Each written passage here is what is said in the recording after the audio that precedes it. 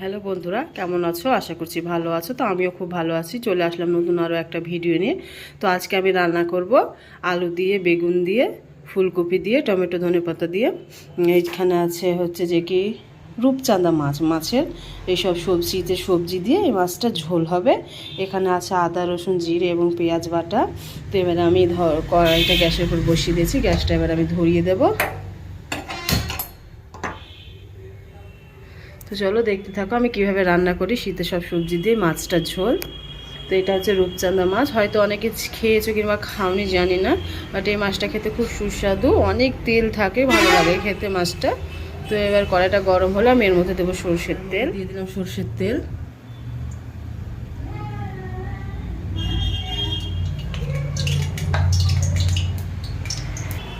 তো তেলটা কিন্তু আমার খুব সুন্দরভাবে গরম হয়ে গেছে। এবার কিন্তু আমি মাছগুলো ছেড়ে দেবো, তো মাছগুলোকে লাল লাল করে ভেজে নেব।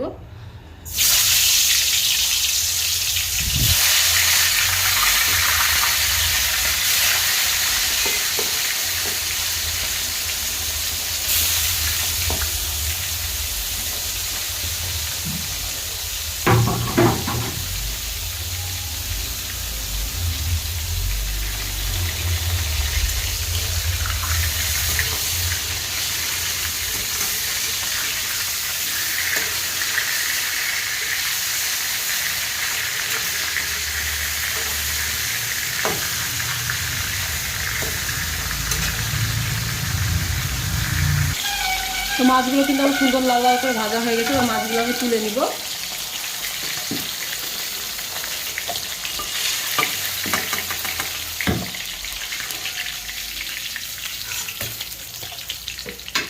এই যে মাছগুলো কিন্তু আমি তুলে নিলাম। এবার কড়াইয়ের মধ্যে দিয়ে দেব আমি গোটা জিরে। গোটা জিরে দেওয়ার পরে আমি এবার দিয়ে দেবো ফুলকপি আর আলুগুলো।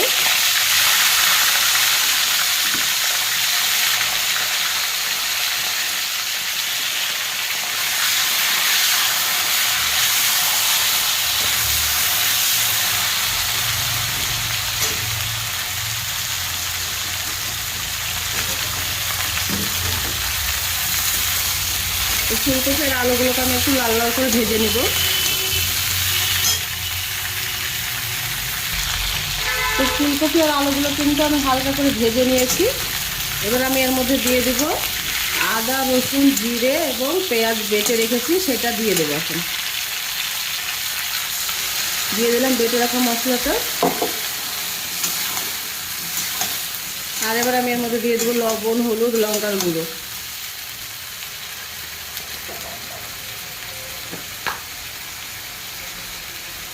দিয়ে দেবো পরিমাণ মতো লবণ।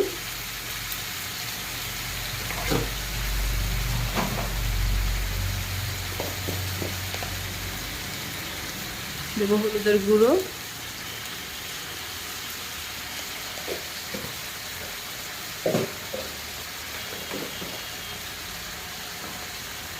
আর ঝালের জন্য এবার একটু দিয়ে দেবো লঙ্কার গুঁড়ো।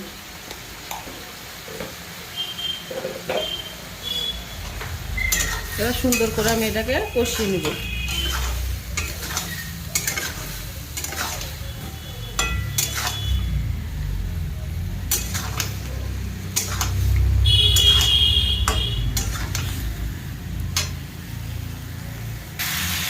তো আমার মশলা কিন্তু খুব সুন্দরভাবে কষানো হয়ে গেছে।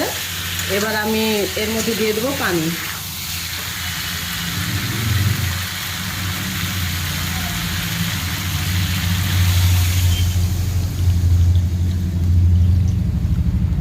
তো ফুলকপি আলু সেদ্ধ হয়ে ঝোল কতটা রাখবেন সেই পরিমাপ হিসাব করে কিন্তু একবারে পানিটা দিয়ে দিলে তরকারির স্বাদটা ভালো থাকে। তো আমি একবারে পরিমাণ মতো পানি দিয়ে দিলাম।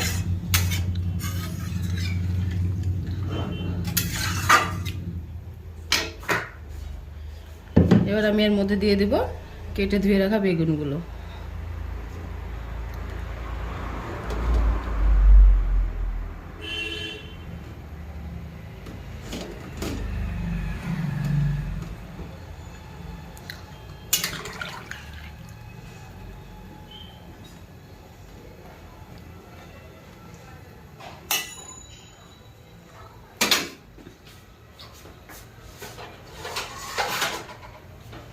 এবার আমি এটাকে ঢাকা দিয়ে রেখে দেব সেদ্ধ হওয়ার জন্য। তো বন্ধুরা এবার আমি ঢাকাটা তুলে দেখব কতটা সেদ্ধ হয়েছে।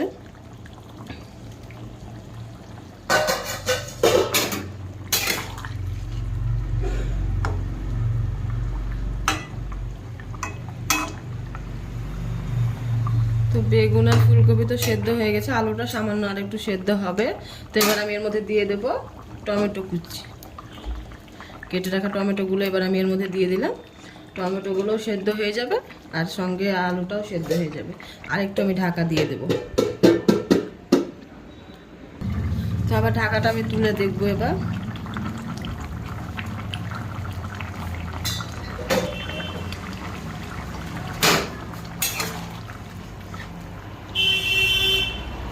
আলুগুলো কিন্তু আমার সেদ্ধ হয়ে গেছে। এবার আমি এর মধ্যে দিয়ে দেব ভেজে রাখা মাছের টুকরোগুলো।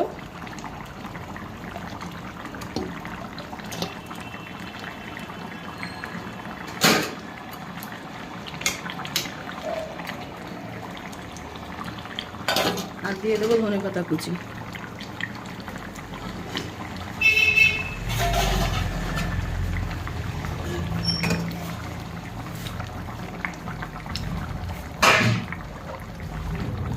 এটাকে আর একটু ঢেকে আমি ভালো করে ফুটিয়ে নেবো, দিয়ে নামিয়ে নেব। তো ধনেপাতা দিয়ে আর মাছ দিয়ে কিন্তু একটু ফুটিয়ে নিয়েছি। তো আমি একটু টেস্ট করে দেখলাম, আমার কিন্তু লবণটা একটু সবজিতে কম হয়েছে, তো আমি আর একটু লবণ দিয়ে দেবো।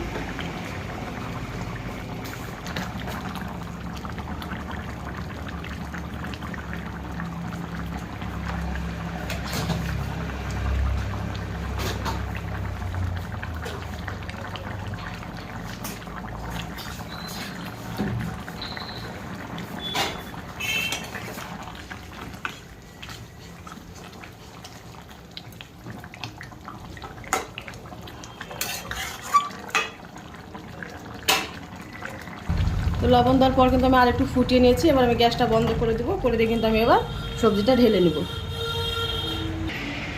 তো বন্ধুরা এই হচ্ছে আমার সবজির ফাইনাল লুক। তো কেমন লাগলো বলবেন, যদি ভালো লেগে থাকে তো একটি লাইক কমেন্ট শেয়ার করে দিবেন এবং আমার চ্যানেলটি ফলো এবং সাবস্ক্রাইব করে দেবেন। তো পুরো ভিডিওটা দেখার জন্য ধন্যবাদ।